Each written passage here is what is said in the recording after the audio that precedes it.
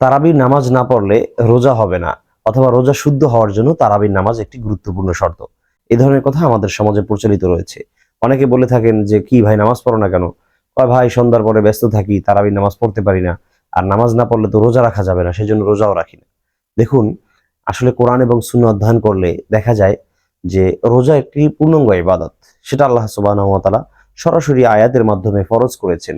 দ্ব্যর্থহীন আয়াতের ভিতরে স্পষ্টভাবে ঘোষণা দিয়ে বলেছেন যে তোমাদের জন্য রোজাকে সিয়াম সাধনাকে ফরজ করা হয়েছে।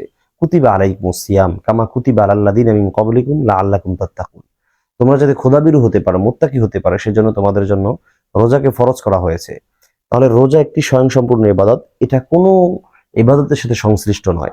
পক্ষান্তরে রমাদান মাসে আমাদের স্পেশালি কিছু রমাদানের আমল আছে। সেই আমলগুলোর ভিতরে একটি আমল হলো সাহারি খাওয়া, ইফতারি খাওয়া, রোজা রাখা, তারাবির সালাত আদায় করা, অধিক পরিমাণে কোরআন তেলাওয়াত করা, এ ধরনের আরো বিভিন্ন প্রকার আমল রয়েছে।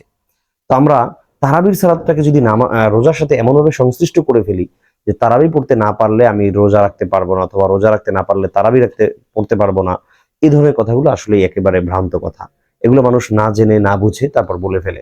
শরীয়তে এর কোনো ভিত্তি নেই যে রোজা রাখলে অবশ্যই তারাবি পড়তে হবে, তারাবি পড়লে অবশ্যই রোজা রাখতে হবে, এরকম কোনো বিষয় না। তবে দুইটাই কিন্তু আবশ্যকীয় বিধান, দুইটাই আপনার উপরে করা আবশ্যক। যদি আপনি না পারেন, কমপক্ষে যেটা পারতেছেন সেটা কমপক্ষে করেন। এজন্য অনেকে বলে থাকে যে রোজা রাখছি বাট তারাবি পড়ছি না, তো হয়তো আমার রোজা হচ্ছে না। বিষয়টা এরকম না। তারাবি একটি ভিন্ন ইবাদত, স্বয়ংসম্পূর্ণ ইবাদত। রোজা একটি ভিন্ন ইবাদত। দুইটার যেটা করবেন সেটাই আদায় হবে, কিন্তু আপনার জন্য কিন্তু আবশ্যক দুইটাই। আর সবচেয়ে বড় কথা হলো যে আবশ্যক হোক বা না হোক, সারা বছরে একবার আমাদের কাছে একটি মাস রাত্রিকালীন নামাজ আসে, যেখানে আমরা 20 রাকাত তারাবির সালাত আদায় করি। সেই নামাজটা যদি আমি না পড়তে পারি, তাহলে আমার থেকে হতভাগা আর কি হতে পারে ভাই?